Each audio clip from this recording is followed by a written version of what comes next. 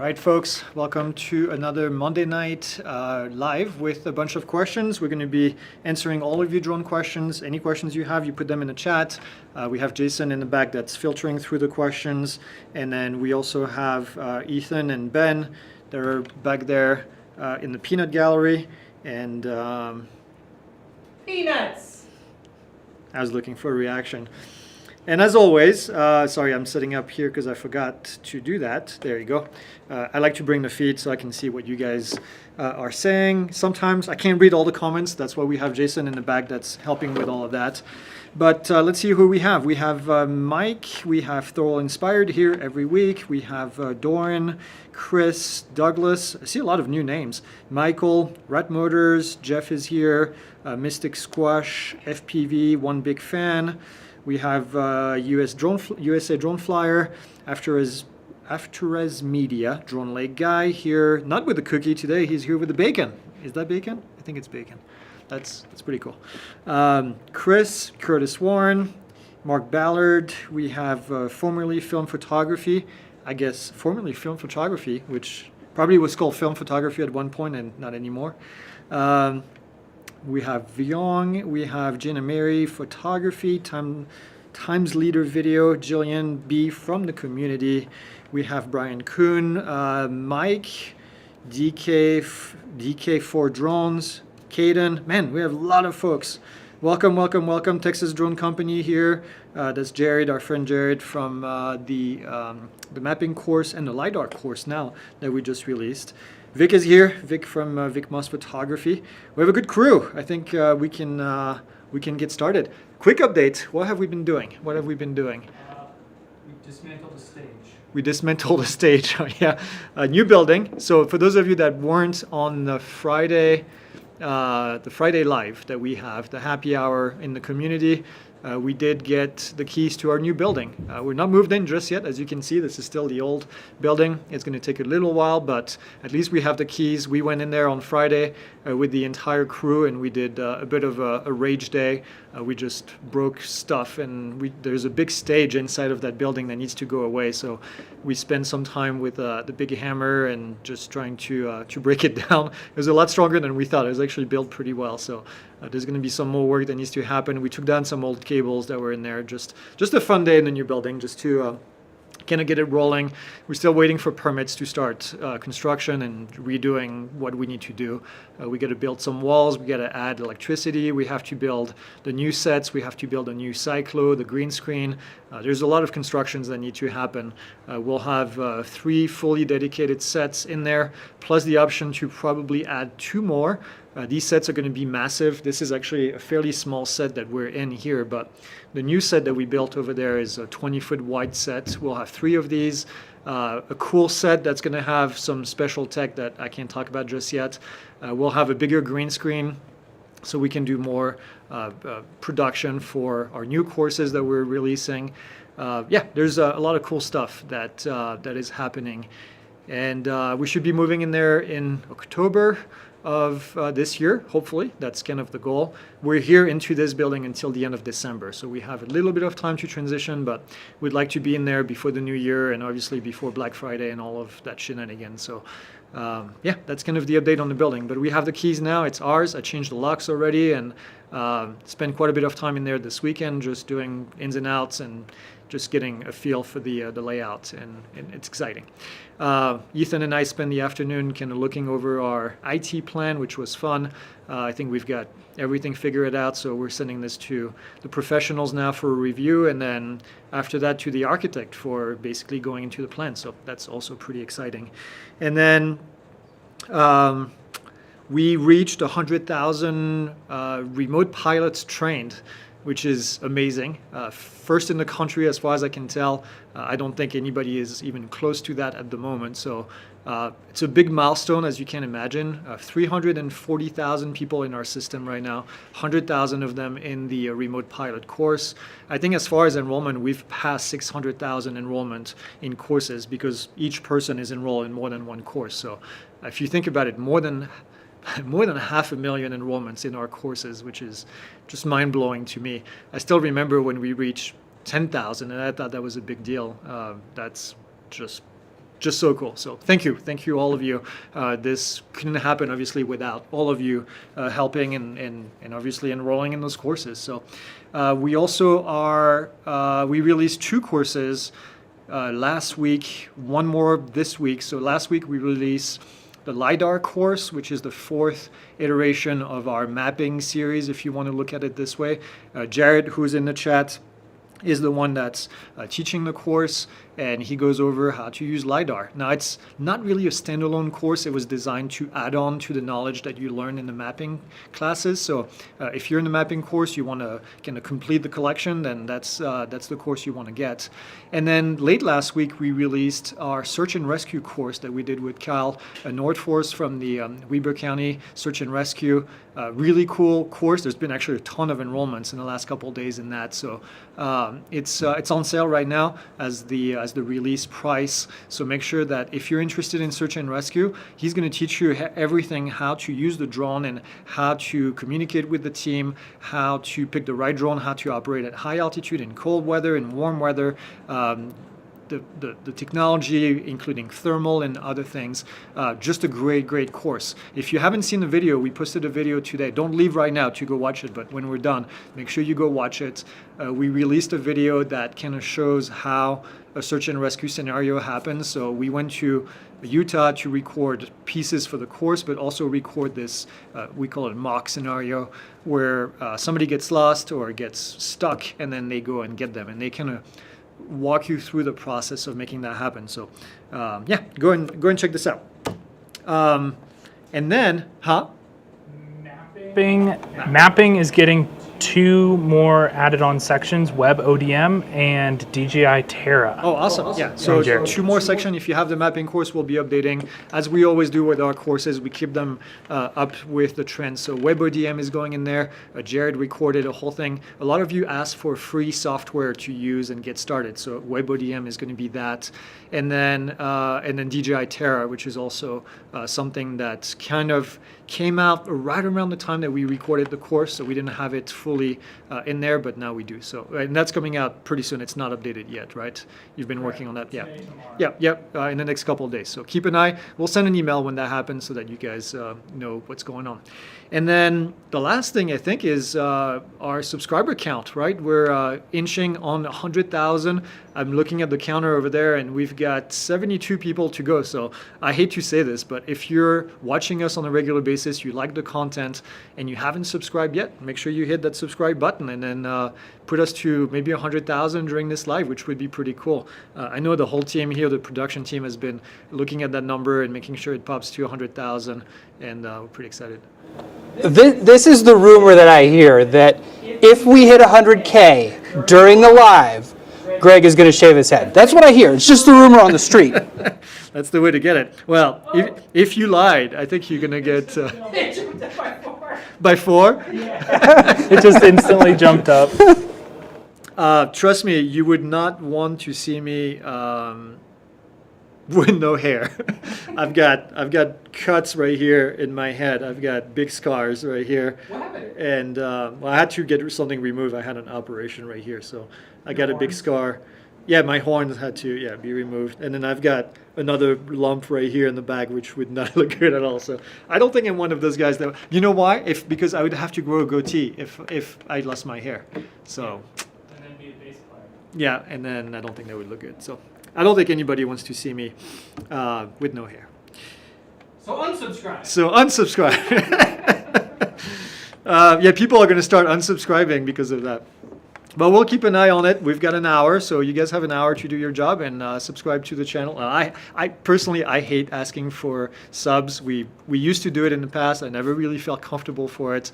That's probably also why we took us so long to get to 100,000. But I feel like people subscribe if they like the content, whether you ask them or not. So I've never been one to chase those numbers. I'm excited that we're getting to 100,000, but it could be 50, and I'd still love our audience, because you guys are so interactive with what we do. There's always a comment. There's always a good discussion going in. Sometimes you disagree with what we say, which is fine, but even when you agree or disagree, I feel like the discussions are always pretty civil in the comments.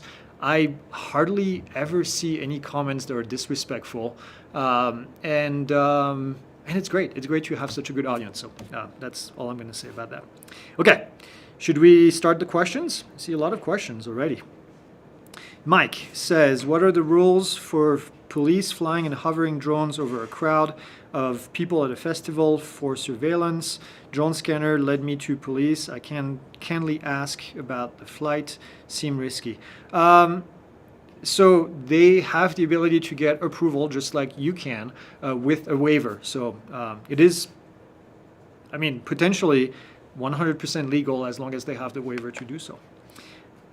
And I'm going to add this, first responders have the ability to get what's called a COA, a certificate of authorization. It's not a free-for-all. They still have to have a safety plan in place to get approval from the FAA to do certain things. But as you can imagine, due to the nature of their job, they have the ability to get certain approval easier than you can, which makes sense. And police, fire, and search and rescue, and other people. So they have the ability in certain types of emergencies to get that kind of approval.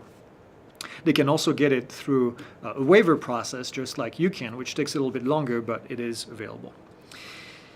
Douglas says, I'm restarting the course from the beginning. Is there a way to reset the completion flags of all the segments to make sure, to make it easier to track? Not at the moment, but in a few months, possibly. That's all I'm going to say. Chris, I live near the mountains in Arizona. Can I launch from the bottom and climb a 2,000-foot mountain? How about 5,000 feet or until I lose visual line of sight?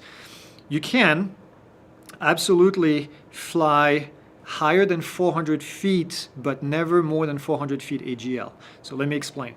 Sorry, I'm going to put this in do not disturb. I keep getting notifications. So you always have to keep 400 feet above the ground. So if you have a hill that goes like this, and as long as you stay 400 feet above the ground as the hill goes up, then you can fly to the limits of visual line of sight. Let's put it this way.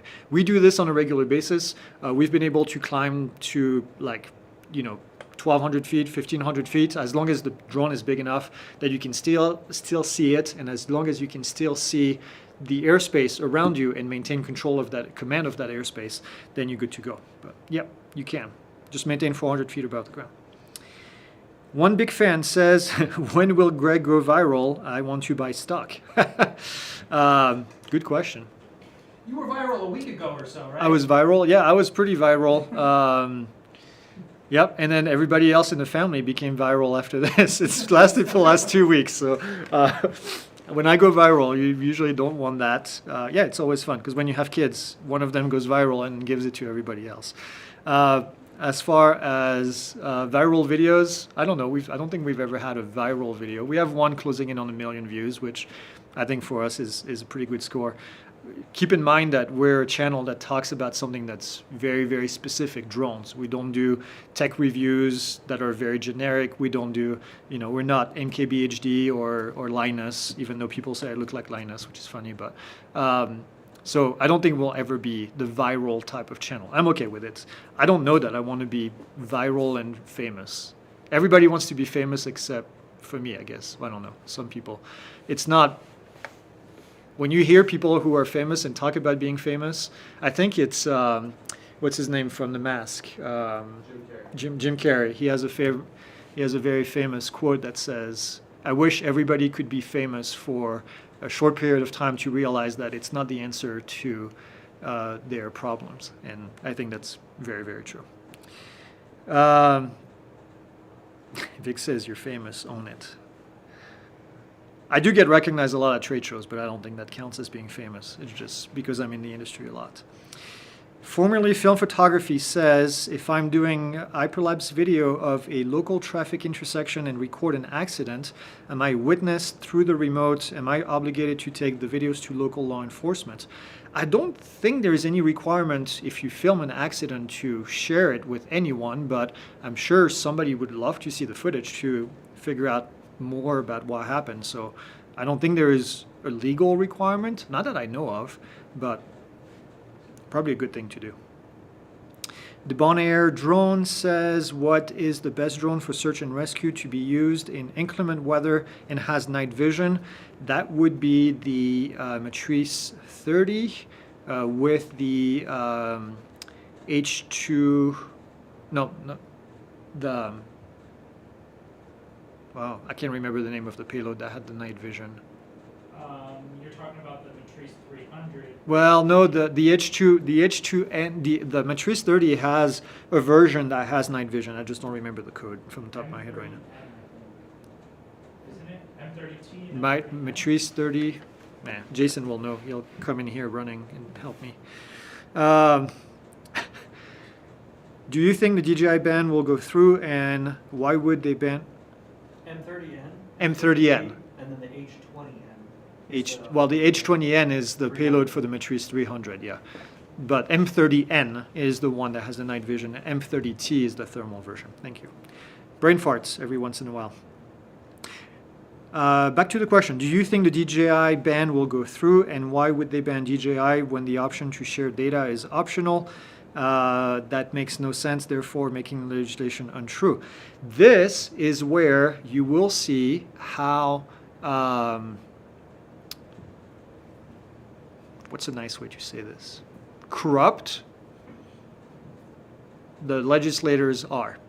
Because we haven't talked about this because it happened after we published news update, but DJI decided to shut down the function in the drone that, or in the app that shares your file, that stores your flight data. I'm sorry, and as such, all those lawmakers that are saying DJI is sharing data with China now can shut up because that's no longer the case. And I think that's the reason why DJI did it.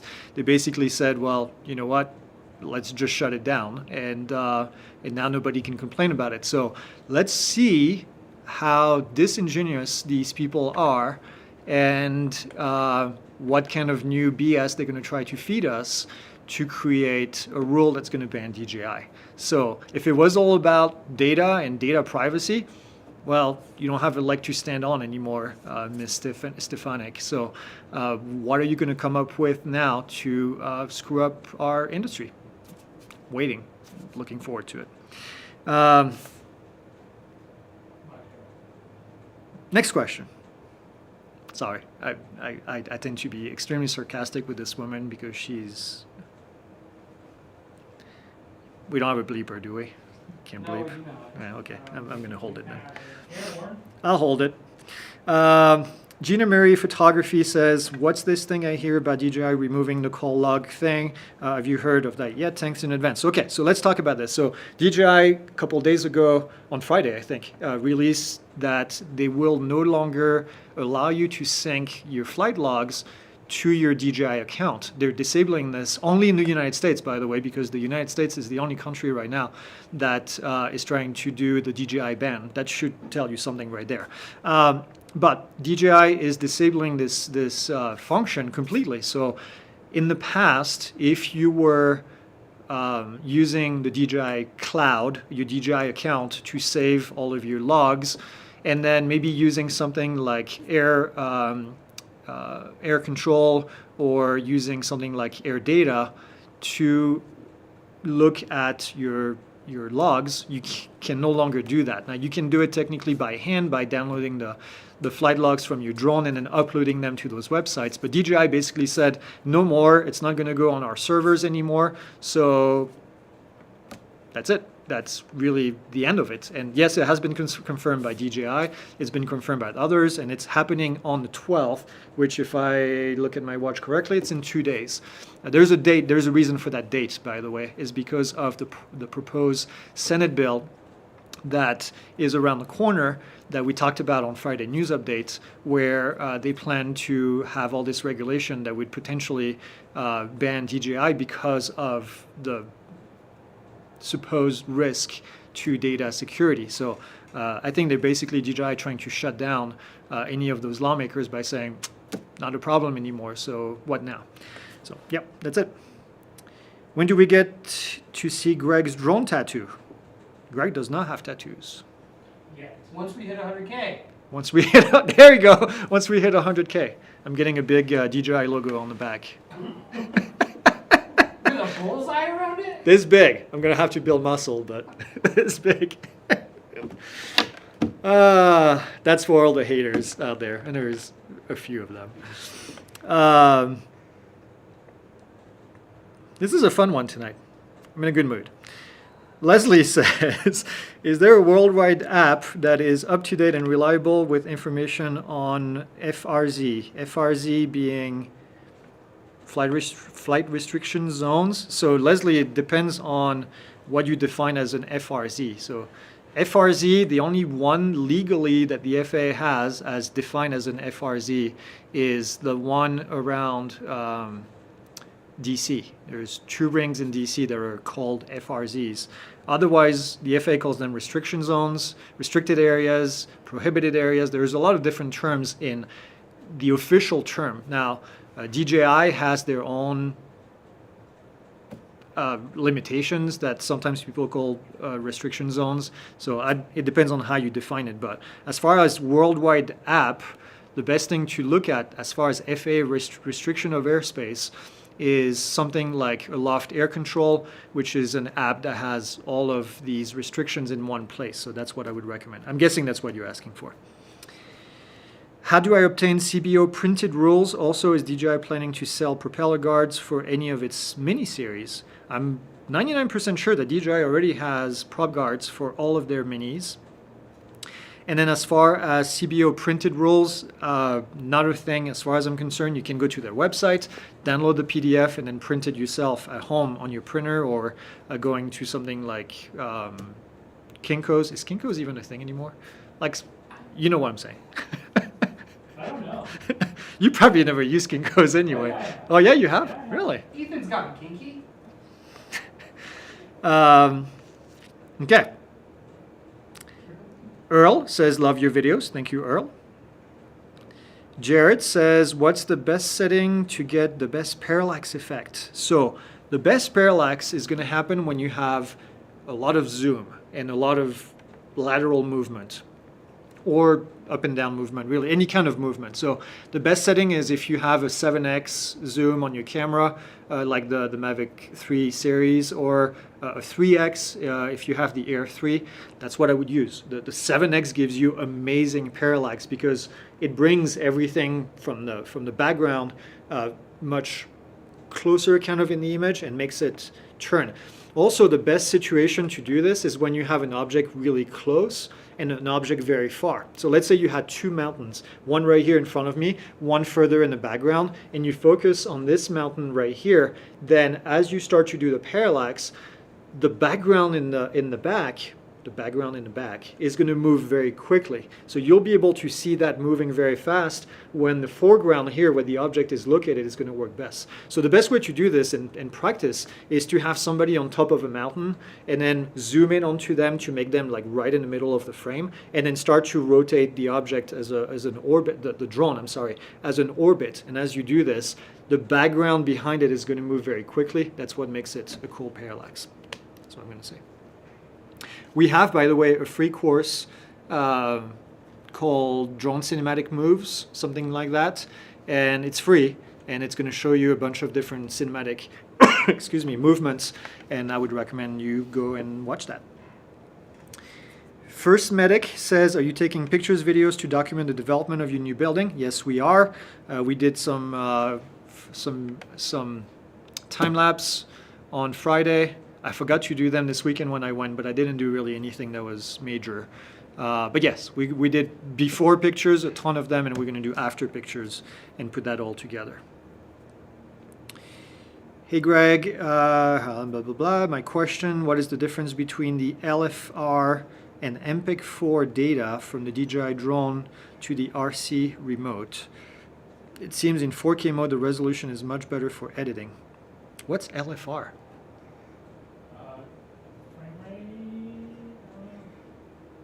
I know, wait, what's LFR? I know there's VFR, which is the variable frame rate. I didn't think the other one was called LFR. Oh. It's the thumbnail the smaller video files that are saved on your controller so that you can look at them. Oh, Use that MP4. that's going away, by the way. So MPEG-4 is the full quality version that you find on the drone in itself.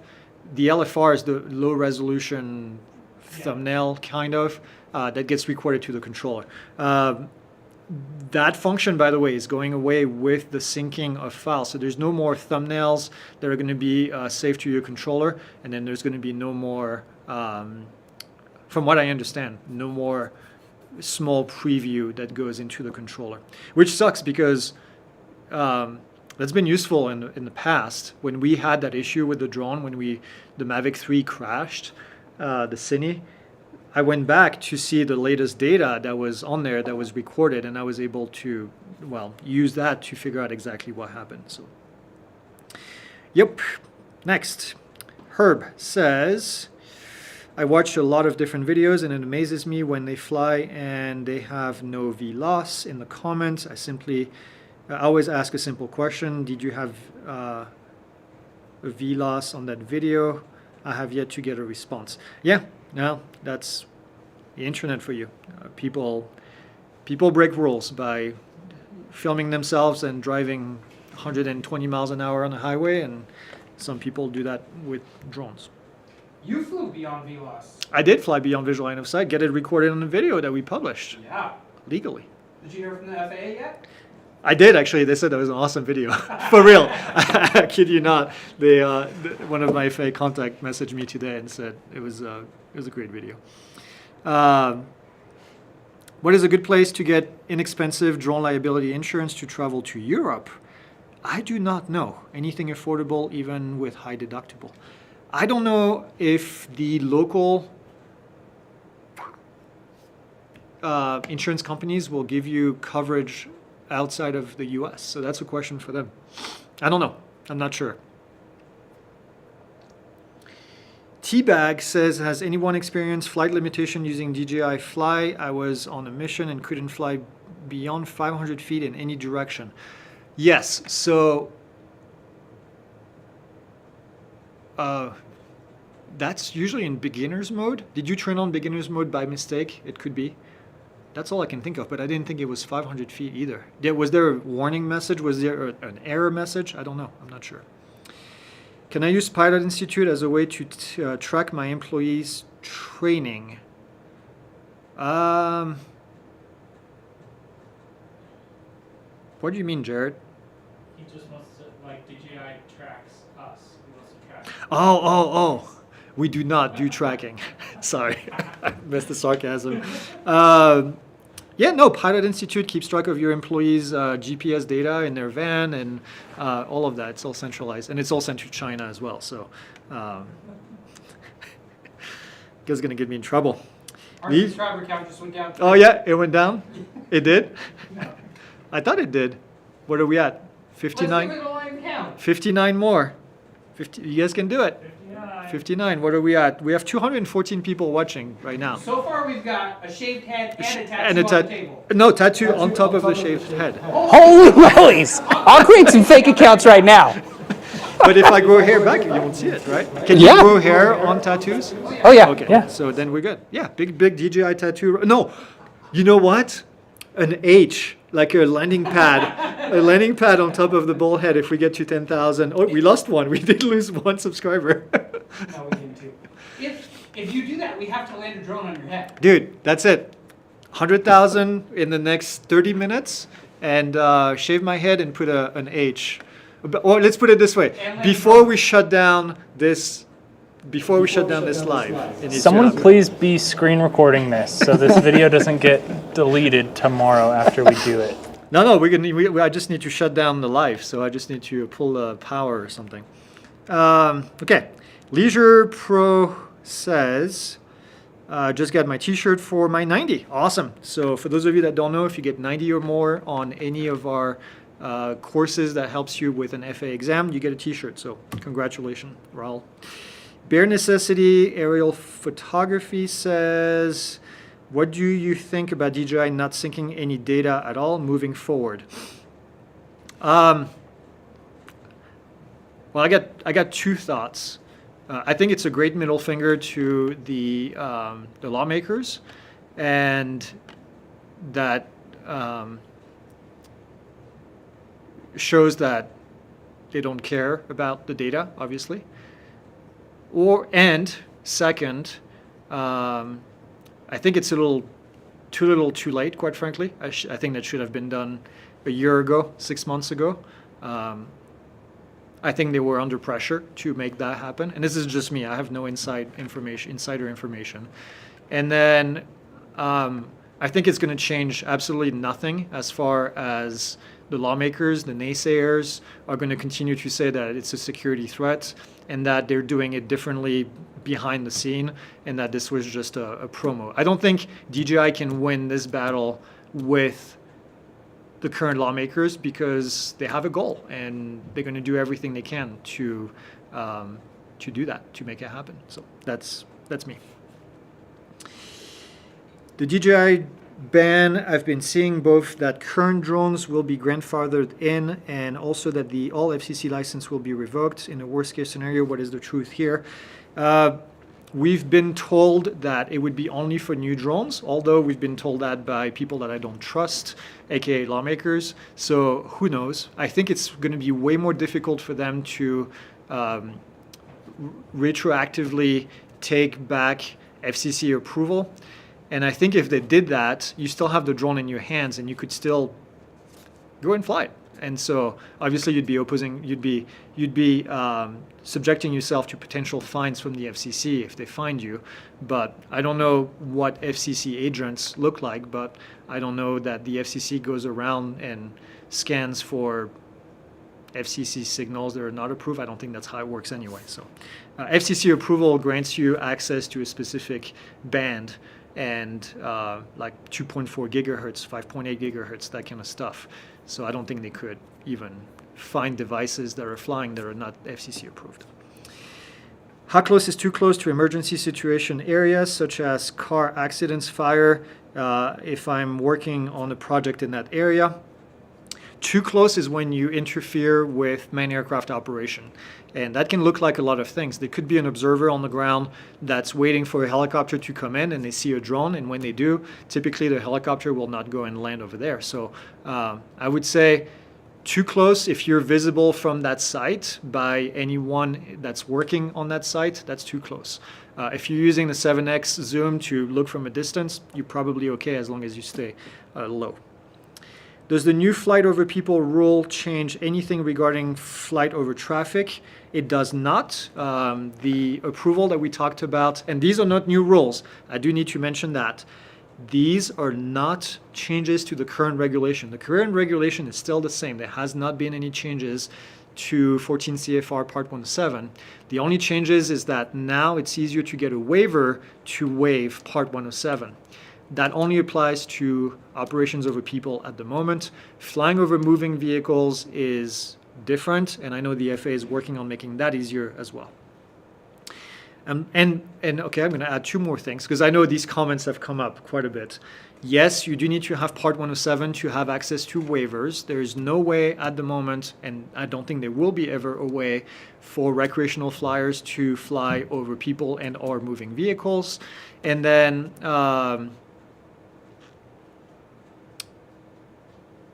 that's it. I think that I can't remember the other point now. I'm looking at starting a drone gig for a side gig and want to get into thermal work. Which drone do you think is the best for this? Several drones that you can get for thermal work. If you have the budget, the Mavic 3 Thermal is probably the best drone from DJI. The Mavic 2 Enterprise is also, that has the thermal version, is also a great platform. That's a bit older, but probably more affordable. And then the Autel Evo 2 Thermal 640, Autel Evo 2 640, I think it's called, also has the thermal camera and is also a great platform. So all of those. As a search and rescue coordinator here in New Mexico, I've been using a software called Eagle Eyes. I taught a SAR UAS class at a conference here a couple of weeks ago. Have you looked at it? Do we talk about it in the course? It's in the course. Oh, it's in the course, okay. It's mentioned. It's not a tutorial. Yeah. But Kyle does use it Okay. in the field. There you go. Kyle uses this. Bare necessities. So since DJI is not syncing any flight data in the US, does that help the legislation be dead on arrival? You would think so, but that's common sense, and common sense is not so common. So we'll see what else they come up with. They're going to continue to say that DJI is a threat anyway, because that's the narrative. And it's just what it's going to be. I'm sorry to be a downer, but that's just... When politicians are motivated by more than common sense, that's what happens, and that's exactly what we have right now. So they're motivated by a non-for-profit, for-profit, a UVSI that's pushing regulation, and then they're motivated by a U.S. drone manufacturer, which is Skydio, and that's just how it's going to be. Talman Drone Man Murphy says, any update on getting arena geofencing moved into the fence line of stadium yet? This is a recommendation that we've made with the Drone Advisory Council that I'm a part of, that Vic is also a part of. So we are, we recommended that to the FAA. That's all we can do at this stage, is recommend it, and we have to wait for the FAA to make a decision. The good news is I think that decision is fairly easy to do it doesn't require a regulation change, which is a good thing. My question is, I used my DJI Pro controller with my Air 2S. I'm trying to purchase a Mavic 3 Pro. I'm not sure with the OcuSync 4 transmission is compatible with the controller. The DJI Pro controller, I don't think that's compatible with the Mavic 3 Pro. I don't know if you can, we have a blog article. I don't know if Jason maybe can find it online or someone back there. We have an article that shows the compatibility of the controllers with what drone. I'm sorry, I don't know from the top of my head, because compatibility is just, it's such a mess. It's such a mess. Which controller is compatible with what? I just don't remember all of them. So, but we do have an article. We'll find it for you. And if we can find it tonight, if we cannot find it tonight, email us at contact@pilotinstitute.com, and then we'll find it for you. Are you aware of any good VR training app out there? What are you trying to train for, I guess is my question. My Phantom 3 is paired to an old Android phone. How can I transfer that to my current iPhone? I've tried and cannot get it to recognize the drone. Phantom 3 uses, make sure you use the correct app. The Phantom 3 uses the old Go, I don't even know if it was the Go 4. Was it the original Go? I think the original Go app. So you have to make sure you download the correct app. I haven't used that in ages, so I don't know if it's even compatible with the new phones. If it's still, I don't even know if it's still in the App Store. The new app from DJI is the Fly app, and that is not compatible with older drones. So that's what you're probably going to have to do. I'm in Upper Montana near the Canadian border looking at houses as a ham radio operator. There are restrictions on some frequency. Is there anything for flying drones? No, for flying any kind of commercially available drone, no, there is no restriction, because these, like we talked before, have been approved by the FCC to use specific frequencies. If you're using an FPV drone, there are certain frequencies that are only available to ham users, and so, but it doesn't seem like that's your case. So in your case, nope, you don't have to worry about that. Watch your video on OOP. My question is, with a Mini 3 with X battery and prop guards, isn't technically out of Cat 1 for the waiver. Okay, so OOP waiver basically bypasses the category of drones. So category 1, 2, 3, and 4 is the regulatory path that the FAA put in place for you to comply with flying over people. So if you have a Cat 1 or Cat 2 or Cat 3 or Cat 4, which almost none of them exist, Cat 1 drones, some of them exist. So if you have a Cat 1 drone, you can technically fly over people without a waiver. Now, if you have a drone that's over 250 grams that does not qualify for Category 1 and also is not approved as 2 or 3, then, and it weighs less than 400 grams, then now you have a path using the waiver program. So the waiver program was basically designed, the waiver changes that we talked about recently was designed because the FAA realized that there is a lot of people that are right at the limit of a Category 1 drone and still way within a set of, how am I going to say this? They're still within a very safe envelope of operation, let's put it this way. So the FAA basically said, well, if you have a Mini and you put prop guards on it and it takes you over 250 grams and it might be like 300 grams or even 400 grams, it's still pretty safe to do so. And they've realized that over time. And because people in the industry have been helping them with that. And as such, that's why they came up with an easier pathway to not need the categorized drones. They realized that the categorized drone was a good idea on paper, but it really wasn't in when the rubber meets the road in application. So that's why we have these changes. So in your case, with the Mini 3, with a bigger battery and the prop guard, you're over 250 grams. You don't qualify for Category 1, but because you're under 400 grams, you can qualify for a waiver that's fairly easy to get. I'm going to add this because I've had multiple people email me already saying, well, I submitted the waiver and I didn't get approved. And my first question is, did you follow all the questions that the FAA is asking in what's called a WSEG, the WSEG, which is the waiver safety parameters that they want you to send. So as long as you answer these questions and your drone meets the requirement that we talked about in that video, you should get approved, but don't bypass these questions. It's still, you're still required to submit a full application, okay? Don't just say, hey, I watched Greg's video, my drone is over 250 grams, less than 400, and it's got prop guards, and I'm gonna have a visual observer, and don't just say that. That's not enough. You still need to answer all the other questions. You need to make a safety case for yourself that you're still gonna fly safely, okay? I hope that makes sense. Sorry, that was a long-winded answer, but I think that was needed. Does not being able to send DJI your flight data affect your DJI Care refresh? It's a good question. I don't know. I haven't thought about that. Well, you still, so let's put it this way. You still have access to the flight logs. The flight logs are still being recorded on the drone. They're just not being sent to DJI automatically. If you have a crash, you'd have to recover the drone and download the data from the drone if you can, and then send it to them, which might be difficult. Actually, this might be an issue. Now that I just thought about it in my head, because you still have to recover the drone and be able to collect that data. I don't know how you get the data from a drone when it's not collecting the data directly to the controller. I don't know. It's a good question.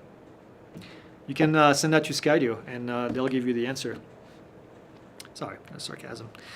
Do you guys lobby and or work with lawmakers to try and counter the bias currently existing in Congress? We do not lobby, not something that I'm really interested in doing, but we do work with organizations like DAA, the Drone Advocacy Alliance, and DSPA. DSPA does not lobby either. Actually, DAA does not lobby either. DAA is a grassroots effort where you have a website that will put you in touch with your local representative or senator, and then you can send them messages to oppose certain language. So grassroots efforts are, in my opinion, well, I don't know if they're better. They're grassroots. They're you doing the work and us doing the work. Talking to your representative is a great path that we have available in our constitution and in this country. So let's use it to do that.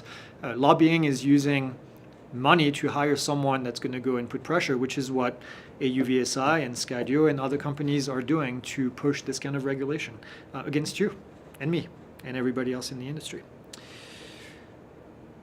Vincent says, are dams and power plant classified as critical infrastructures? Most of the time, yes. Look at the flight restrictions, the land restrictions around these areas, because that's what's going to tell you if you can fly close to those or not. I would personally stay away from power plants and dams if you have a drone, even if it's not classified as a critical infrastructure. Rat Motors, how to become a member of DAA. You don't have to be a member of DAA, actually. It's not really a membership organization. It's free to use. DAA is a website that allows you to connect with your local representative. That's really what it is. People, I think, that are against DAA and trying to give DAA a bad name really have an overinflated idea of what DAA actually does. DAA is a grassroots effort that helps you connect with your local representative to oppose regulation that you don't agree with. There's no money from DAA going to lobbyists. DAA does not lobby. DAA does not take money from you as a member. It's a free service that's available. DAA, that's it. I don't know how else to say it, quite frankly. If you're a licensed amateur ham radio operator, can we get past the FCC restriction if it happens to use the frequency to control our drone? I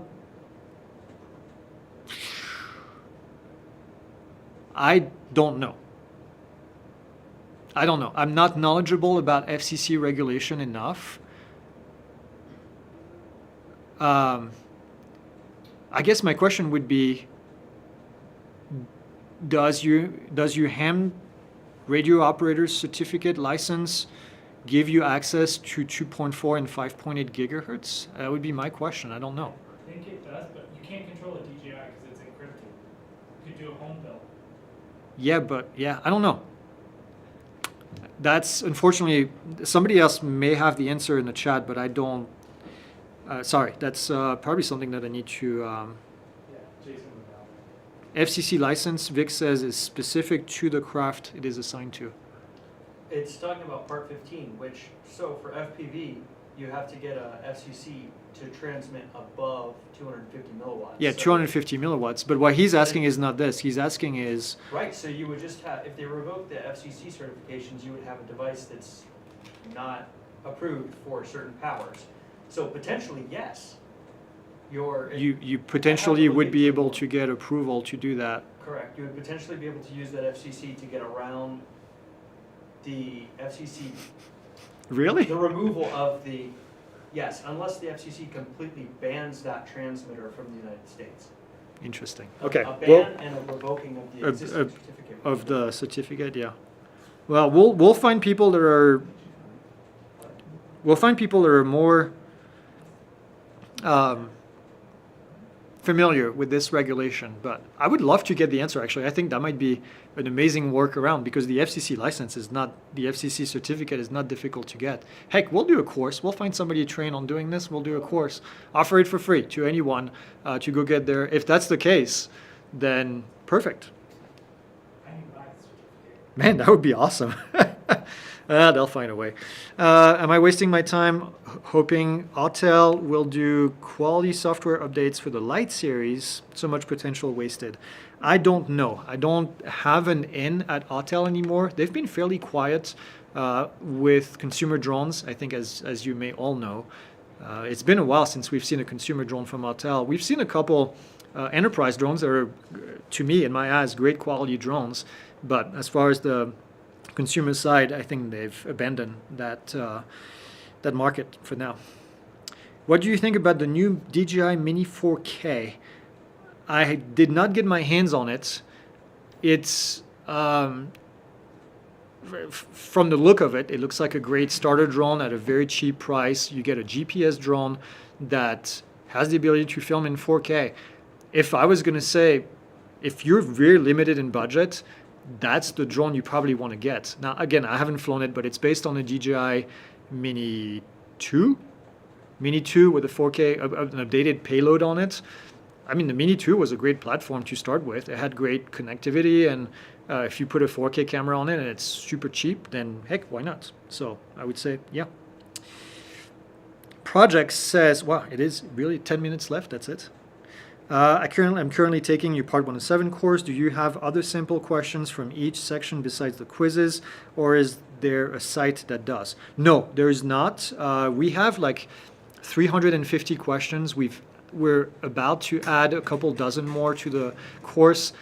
All the questions you see in there should be enough to succeed. At least it's been successful enough for 100,000 people now that have taken the course. So I do not recommend going to find quizzes in other places. I get emails every week from people that send me a question from another website that says, well, this is the wrong answer. And yes, it is the wrong answer because a lot of these websites have not been updated for the new regulation, and not even new, like the 2021 regulation updates.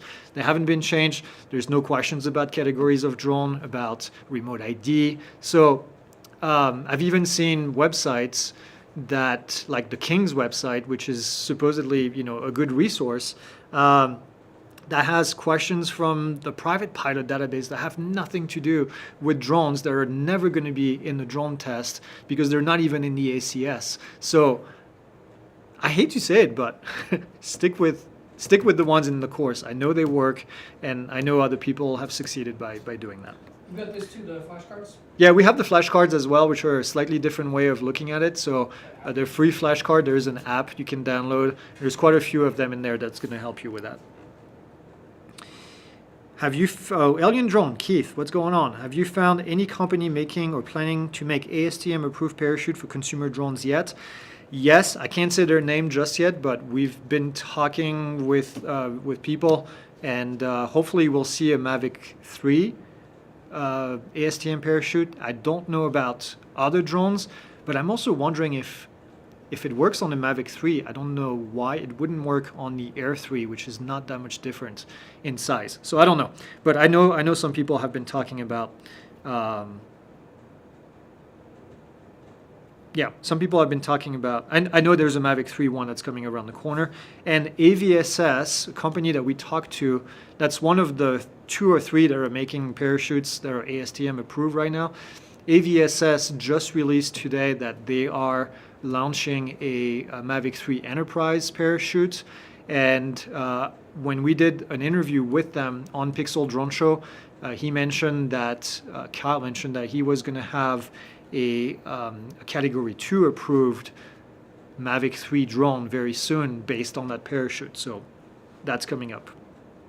And by the way, these parachutes are not cheap for a reason. They take a lot of research and development. It's not a huge market, so they do have to sell them at a premium because, well, it takes a lot of research and development to make that happen. For those of us that live in Canada, what is required to fly recreationally in the US?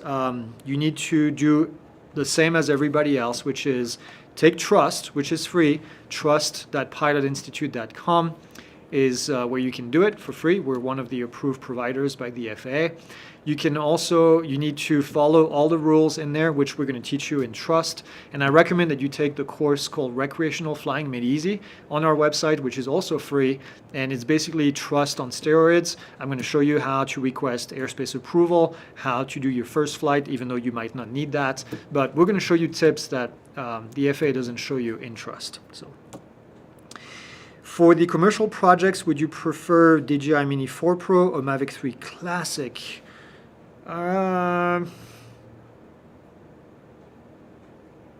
Good question. I don't remember our testing. I mean, the Mini 4 Pro was one of the best quality of image that we have seen out of any DJI drone out there. Not the best, but one of the best. So the Mavic 3 Classic, if I remember correctly, we didn't get amazing results. I wonder if we either got a dud or if it's just not nearly as good. But I would say either or, whatever you have. If you have one of these two, you can't go wrong. But if you have a Mini 4 Pro, I don't know that I would go with the Classic, just because I don't know that you'll get that much of an upgrade in image quality. Can someone without a Part 107 flying with the supervision of someone with a Part 107 use the footage for profit? Yes, because that flight was conducted under Part 107. So yes. And we have a video on that, which I have queued up. On what? The recreational one. Oh, recreational flying made easy. I don't have sound. Are we going to play it? I don't have sound. Oh, okay. Next. How was it, Kyle? How was it being lost on the mountain, and how excited were you to see the drone? How was the pony ride? So he's talking about the video that we just released. I was the subject that got lost on the mountain, and they had to come and find me. I guess my question, Cal, was it how easy was it to find me when I told you I was wearing a certain shirt and I was wearing a different shirt? They had a hard time because I told them I was going to wear specific outfit, and then when we got up, I forgot to put that on. So he was looking for a completely different color. There's a lot of magic in that edit. There's a lot of magic. We did a lot of Hollywood in there. But it was cool. It was really cool. The video of a horse plane ride right was now. pretty cool. The rappelling down the mountain was actually quite the experience. I had never done that before. With somebody else attached to me behind me that came down, that brought me down the mountain like they would with someone. And yeah, that was really neat. So make sure that you go watch the video. It's on the channel. It is right now. important for the drone to Just stay wait on a couple station minutes. to provide Almost whatever done here. In 5 support minutes the you can ground go and see teams that. may need. But yeah, this So is where we the were, drone itself will in transition Ogden, from Utah, a search where I get role lost to a support and, role. and then called 911, and then they came to get me. So it was cool. It was a cool experience to see the whole process. Gave me a horseback ride all the way back to the trailhead, and yeah, that was fun. Okay. Star Performer says, can you talk about any development by DJI about possible hamster-powered drones? Oh, yeah. Are they recommended by Lee Stefanik? I think she would be against it. She would find a way to screw that up for the rest of us. So that's all I'm going to say. Can we add that to the list once we hit 100? We'll also fly a hamster on a drone. Fly a hamster? I don't think we can fly a hamster on a drone. Oh, I yes, we can, I don't think it's Have human. you seen G-Force? G-force? It's already scripted. Well, we do have that hamster. I think it's okay. We can make it work. I should have kept that mouse that I found in my house a couple days ago. Put that on the thing. Damn, that's the end of the question. I think it's the first time we run out of questions. Subscriber count? Subscriber count update 955. I am not shaving my head today, unless in the next 4 minutes we can find 45 more subs. Bo is going to be sad because you know what? It's going to happen in the middle of the night. We're going to pass 100,000, and Bo is going to come back and be sad tomorrow. Who's getting crumble tomorrow morning? Me? Well, Vic gave us crumble last week. We have to mention that. We did mention it on Friday. So we came back from Bo came back because we forgot something in the studio. And Bo came back and went back to the new office and brought us cookies that Vic sent us. You know what? And So- before that, it was Jared. You know who hasn't got us crumble yet? Kyle. That We just released a course for it, you know? Ooh, putting Cal on the spot. There's a good question right here. Up with my drone. It says, what is your take on the Adobe's change in terms and condition? What he's talking about, or she's talking about, is the fact that Adobe has changed their terms of service to include that any art, and I'm going to butcher it the way that I say it, but anything you do in the Adobe stuff can be used to train their AI, is the bottom line. No, they're not training with it. They're not training? No, they're not training Firefly with that. Just reread it. Are you sure? Because that's been a big discussion on X lately. I can understand that there's probably some confusion in it. I just had their terms and conditions, them addressing the new terms and conditions up, and they said that they're not training Firefly with it. They can access it, but they're not training Firefly the way with that it, was supposedly. written, there was a big uproar on, Yeah. On Twitter, I saw. And yeah, people were not happy about that. That's all the headlines that I saw. So that was my understanding, is that basically they were accused of potentially using anything that you do inside the app to train the app to basically replace you, which is a big no-no. So I think they probably lost enough subscribers in the last couple of days that they finally addressed it publicly. So I haven't seen the update publicly, but thanks, Bo. Thank you for that. I'm not a big fan of Adobe in general because of the subscription model. They have great product, no doubt, but that subscription model is well, it's not great. Let's put it this way. Let's say that we just give a lot of money to Adobe here in this office because we use it for a bunch of stuff. For all the cast and Greg, what drone do you fly the most? I don't know that there is one we fly the most. Well, the Mavic 3 Pro is the one that we use the most in behind-the-scene footage when we go and record stuff. The Air 3 also is becoming part of our list of drones that we fly on a regular basis. So if we have to go and use 2 drones, those are going to be the 2 drones that we fly. So I would say the Mavic 3 Pro is just a great all-around drone that yeah, just kind of our go-to. Even the Mini 3 Pro, we made the mapping video with that The one. Mini We 3 filmed Pro, that. yeah, we used Still that in for rotation. mapping. I like the Avata 2. The Avata 2 So was, much was fun. pretty good when we did the testing. Not something that we fly regularly because it's not the style of the videos that we make. But yeah, I think think for that's- B-roll, yeah. I think when we fly the hamster, it's gotta be on Avata too. The hamster has got to be on the Avata 2. Yeah, give it the ride of its life. I saw one more thing Vic said. That's what happens when Adobe lawyers try and write creative licenses without any knowledge of how creative use their product. Yeah, probably.